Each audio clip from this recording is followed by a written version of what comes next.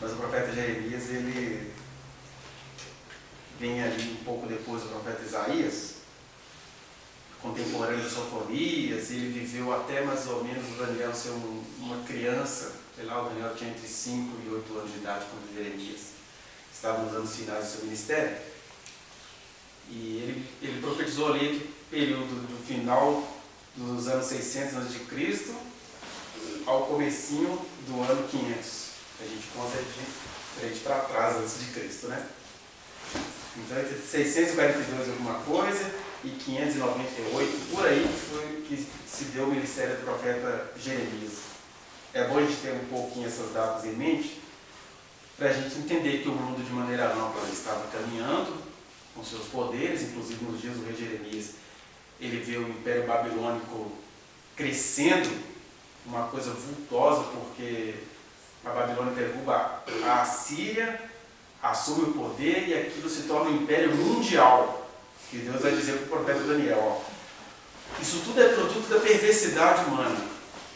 Mas em meio e apesar da perversidade humana,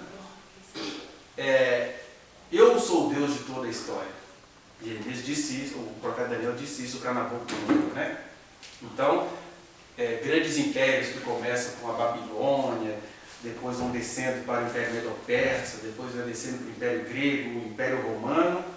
Essa coisa tem um valor histórico em dois sentidos. De um lado é a perversidade humana, e de outro lado, quem controla a história sou eu. É bom a gente ter isso bem em mente, porque você tem de um lado as pessoas que ficam dizendo que Deus é perverso para colocar uns reis daquele no trono, e de outro lado fala assim, que Deus o quê? Isso tudo é produto de questões políticas e sociais. E ele está dizendo, tudo é produto de questões políticas e sociais, mas eu sou o Senhor da história. E a Babilônia emerge na época do profeta Jeremias. E ele deixa bem claro aí nos primeiros versículos do livro dele, que na verdade não é um livro dele, para a gente ver claramente quando você vai lendo Jeremias, 52 capítulos dele, que é uma coxa de retalho, né? Não tem cronologia correta. Você vai fazer uma coxa de retalho e vai descobrir o seguinte: Jeremias deixou um material inicial e alguém editou. Então tem muitas coisas que são diárias dele, porque tem muita coisa autobiográfica. Veio a minha palavra do Senhor, ele contando a experiência que ele teve. Mas alguém foi organizando isso no decorrer do livro. E ele vai dizer o seguinte: a palavra do Senhor veio ele nos dias de Josias. O que estava acontecendo em Israel? Na verdade, em Judá. O rei Josias assumiu o trono com 8 anos de idade, mas quando ele tinha mais ou menos 20 anos de idade, ele encontrou o livro da lei esquecido. Um povo crente, todo mundo servindo a Deus. Aí nos dias do profeta Jeremias, estava esse povo próspero, e eles vinham de duas coisas.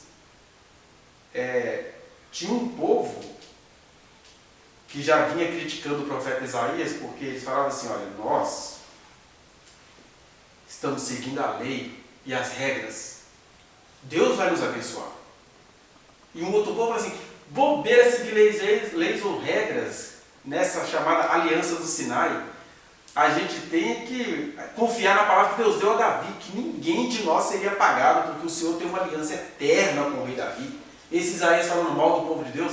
Aí Isaías mal morre, veio Jeremias nos dias de Josias, porque o Josias estava dizendo, ele descobriu a lei que estava escondida, empoeirada em algum lugar lá do templo, com 20 anos de idade, né? E aí ele fez uma reforma, que o pessoal chama de reforma, ele convocou o povo ao culto.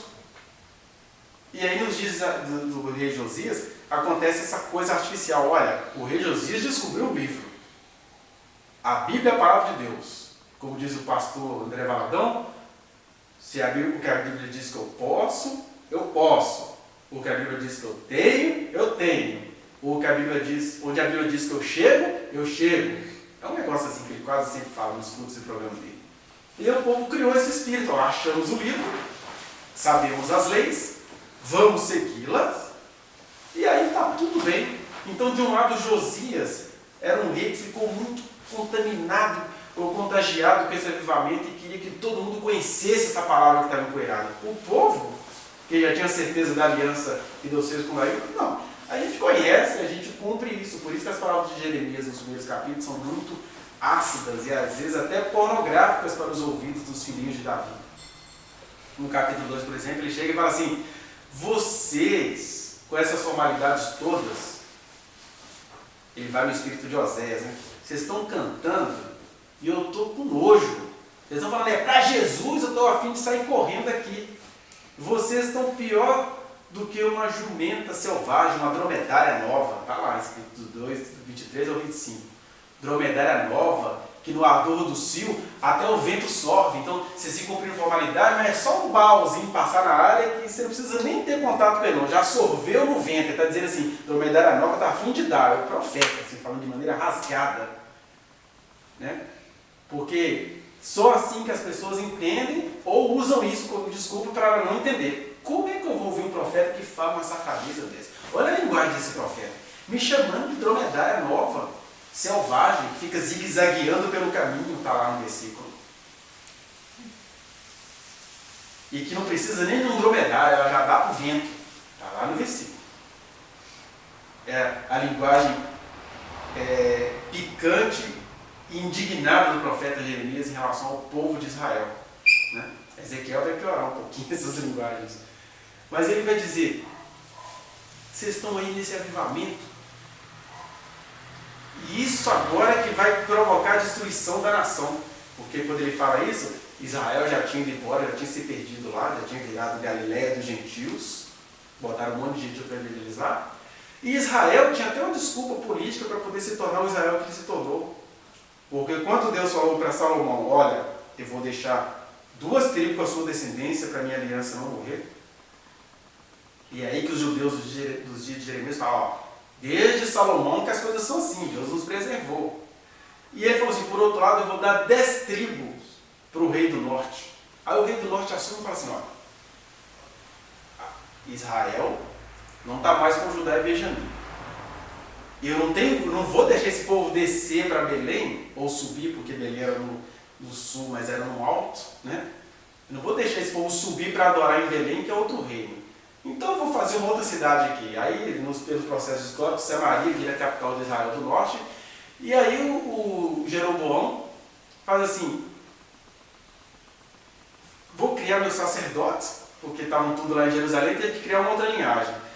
E aí ele pegou a ideologia dos cananeus e falou assim, olha, não é que você vai adorar ao boi, mas é assim, quando você falar com Deus, ele baixa na cabeça do boi. É o chamado de postes ídolos, né? Eles acreditavam que quando eles erguiam o altar, Deus baixava lá. Então, para ter uma simbolização da presença de Deus, eles colocavam rostos humanos, Baal, Zebub, vários Baalins. Deus releva, Deus entende. E com isso tudo, o pessoal do norte foi sendo destruído. Eles ficaram mais cananeus do que os cananeus originais. Já tinham se perdido. E o pessoal do sul fizeram pior por quê? Porque eles não tinham esse problema da divisão do reino. O culto era lá, o templo era lá, a tradição estava lá e a promessa de Davi estava lá, junto com o rei Josias, que como rei e como pessoa humana, ele é adorador de todo o seu coração, mas o povo falou assim, não, o negócio é a gente fazer o que o rei está falando e dá tudo certinho, né? A gente tem que ir na casa do Senhor, a gente precisa ir no lugar da bênção. Reunir é importante? Não. Reunir é importante não. Você tem que estar com terno, gravata, você precisa elaborar uma pregação, isso aqui não, isso aqui está errado, a gente tem que ir numa igreja, um lugar santo. Israel tinha todas, ou Judá, né, tinha todas essas externalidades. E é nesse período que Deus chama Jeremias, aí ele fica no período de Josias até a morte dele, depois ele vai no rei Joacás até o rei Zedequias, que foi levado para a Babilônia. E aí ele tem essa mistura de ter de entregar essas palavras que ele não gostaria de entregá-las, e ao mesmo tempo ele vai escrevendo o livro e colocando questões pessoais, das teimosias dele.